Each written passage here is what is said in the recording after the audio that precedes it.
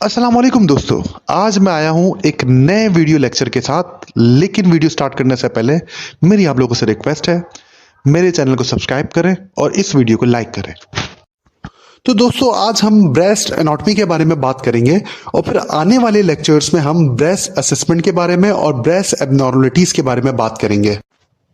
शुरुआत करते हैं ब्रेस्ट की एनाटॉमी के साथ। ब्रेस्ट को हम मेमोरी ग्लैंड्स भी कहते हैं।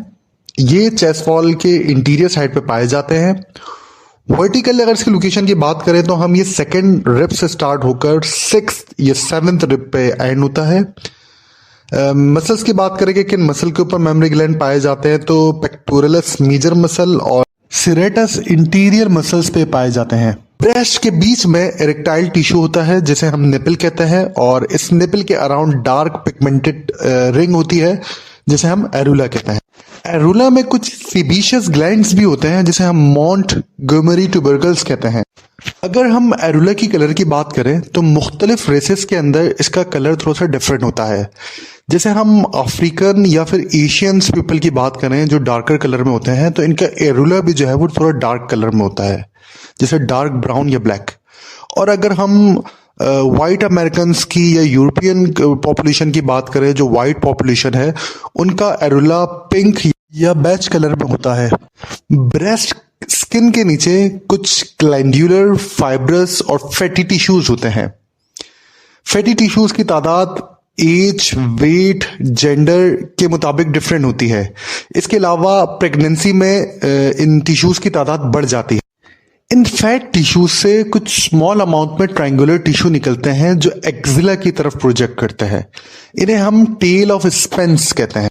अब अगर हम लूप्स और डक्ट्स की बात करें तो ईच फीमेल ब्रेस्ट के अंदर 12 से 25 ग्लैंड्यूलर लूप्स होते हैं, और हर लूप के अंदर मुख्तलिफ एल्वोलाई होते हैं जो मिल्क को प्रोड्यूस करते हैं, और फिर ये मिल्क लेक्टोफेरस डक्ट्स के जरिए जो है वो निपल की तरफ मूव करता है। अब अगर हम lymph nodes of the breast and axillary region की बात करें तो यहाँ मुख्तलिफ किस्म के लिम्फ नोड्स पाए जाते हैं, जैसे lateral axillary lymph nodes, mid axillary lymph nodes, sub capsular lymph nodes, pectoral lymph nodes, apical nodes, infra clavicular lymph nodes, और इसके अलावा इंटरनल मेमोरी नोड्स। अब हम बात करते हैं breast changes through the life span of the female. Female की life में बर्थ से लेकर फिर प्यूबर्टी के दौरान, ड्यूरिंग रिप्रोडक्टिव एज में, प्रेगनेंसी में से लेकर मेनोपॉज तक ब्रेस्ट में चेंजेस आती रहती हैं।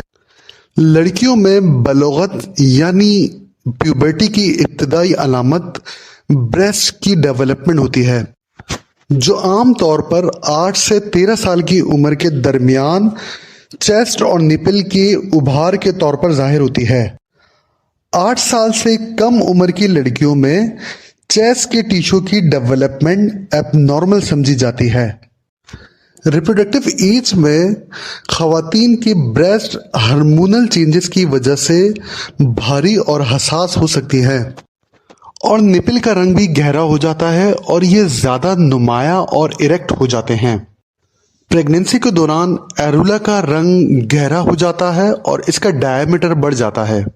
प्रेगनेंसी के दौरान ब्रेस्ट में तब्दीलियां कॉर्पस ल्यूटम और प्लेजेंटा से खारिज होने वाले हार्मोन्स के असरात की वजह से होती हैं।